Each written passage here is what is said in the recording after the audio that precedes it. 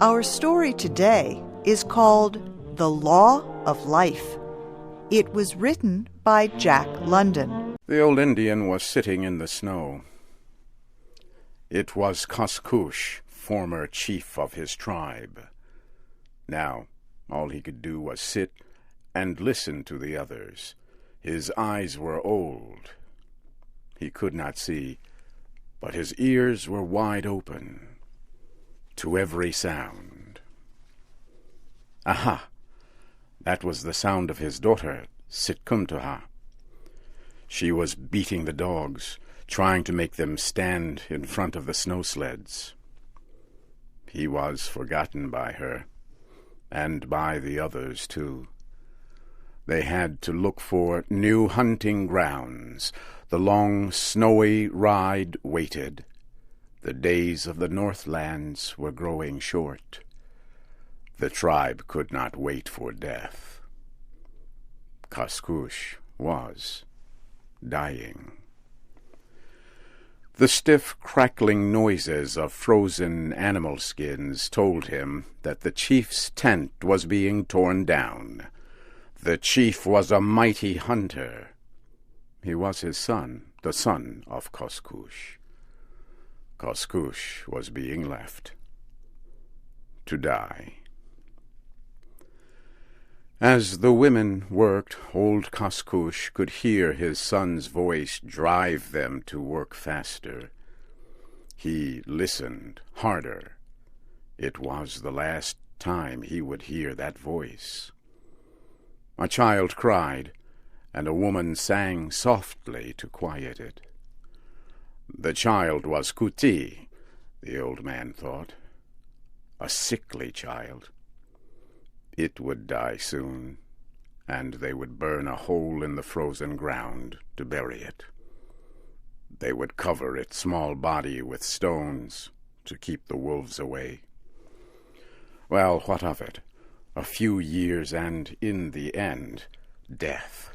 Death waited, ever hungry. Death had the hungriest stomach of all. Koskoosh listened to other sounds he would hear no more.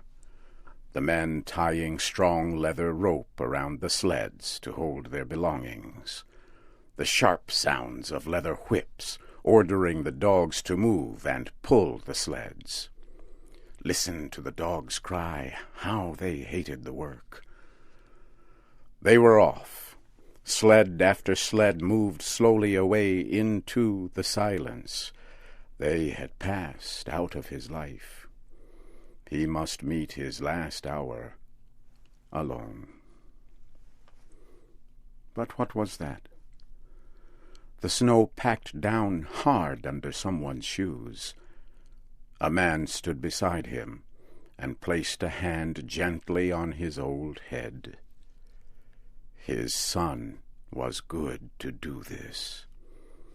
He remembered other old men whose sons had not done this, who had left without a goodbye. His mind traveled into the past until his son's voice brought him back. "It is well with you?" his son asked. The old man answered, "It is well." "There is wood next to you, and the fire burns bright," the son said. "The morning is gray, and the cold is here. It will snow soon. Even now it is snowing. Aye, even now it is snowing. The tribesmen hurry. Their loads are heavy, and their stomachs flat from little food. The way is long, and they travel fast. I go now. All is well?" "It is well. I am as last year's leaf that sticks to the tree. The first breath that blows will knock me to the ground. My voice is like an old woman's. My eyes no longer show me the way my feet go. I am tired, and all is well." He lowered his head to his chest and listened to the snow as his son rode away. He felt the sticks of wood next to him again. One by one, the fire would eat them, and step by step, death would cover him. When the last stick was gone, the cold would come. First, his feet would freeze, then his hands. The cold would travel slowly from the outside to the inside of him, and he would rest. It was easy. All men must die. He felt sorrow, but he did not think of his sorrow. It was the way of life. He had lived close to the earth, and the law was not new to him. It was the law of the body. Nature was not kind to the body. She was not thoughtful of the person alone. She was interested only in the group, the race, the species. This was a deep thought for old Koskoosh. He had seen examples of it in all his life. The tree sap in early spring, the newborn green leaf soft and fresh as skin, the fall of the yellowed dry leaf. In this alone was all history. He placed another stick on the fire and began to remember his past. He had been a great chief, too. He had seen days of much food and laughter, fat stomachs when food was left to rot and spoil, times when they left animals alone, unkilled, days when women had many children. And he had seen days of no food and empty stomachs, days when the fish did not come and the animals were hard to find. For 7 years the animals did not come. Then he remembered when, as a small boy, how he watched the wolves kill a moose. He was with his friend Zing Ha, who was killed later in the Yukon River. But the moose. Zing Ha and he had gone out to play that day. Down by the river they saw fresh steps of a big, heavy moose. "He's an old one," Zing Ha had said. "He cannot run like the others. He has fallen behind. The wolves have separated him from the others. They will never leave him." And so it was. By day and night, never stopping, biting at his nose, biting at his feet, the wolves stayed with him until the end. Zing Ha and he had felt the blood quicken in their bodies. The end would be a sight to see. They had followed the steps of the moose and the wolves. Each step told a different story. They could see the tragedy as it happened. Here was the place the moose stopped to fight. The snow was packed down for many feet. One wolf had been caught by the heavy feet of the moose and kicked to death. Further on, they saw how the moose had struggled to escape up a hill. But the wolves had attacked from behind. The moose had fallen down and crushed 2 wolves. Yet it was clear the end was near. The snow was red ahead of them. Then they heard the sounds of battle. He and Zing-ha moved closer on their stomachs so the wolves would not see them. They saw the end.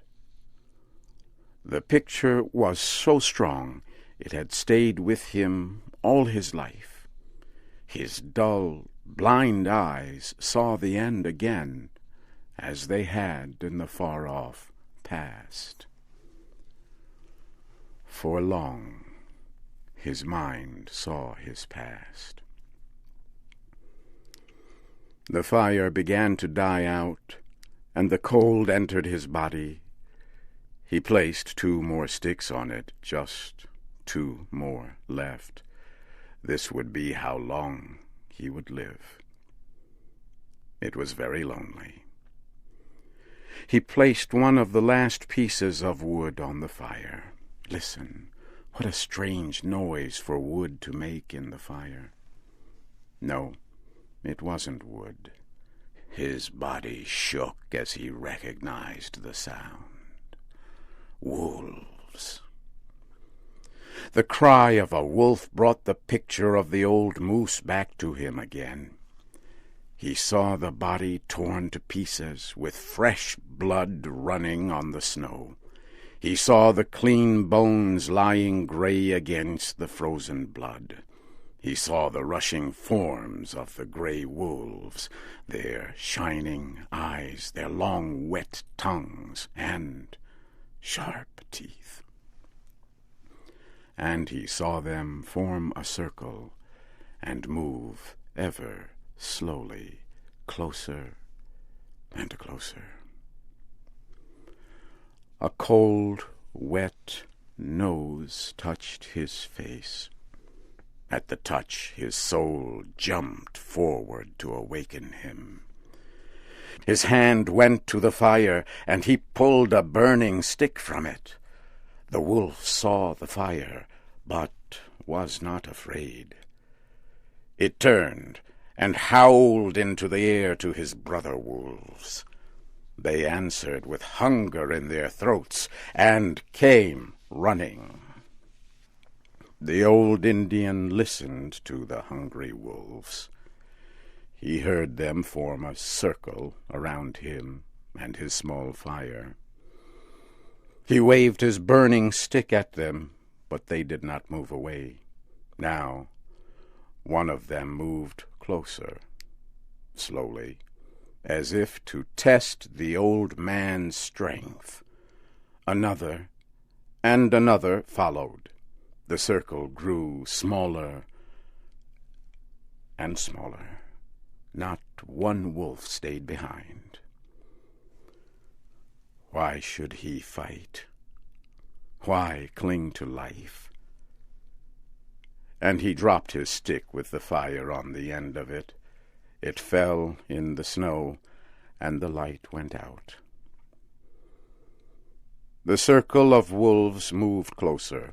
Once again, the old Indian saw the picture of the moose as it struggled before the end came. He dropped his head to his knees. What did it matter after all? Isn't this the law of life?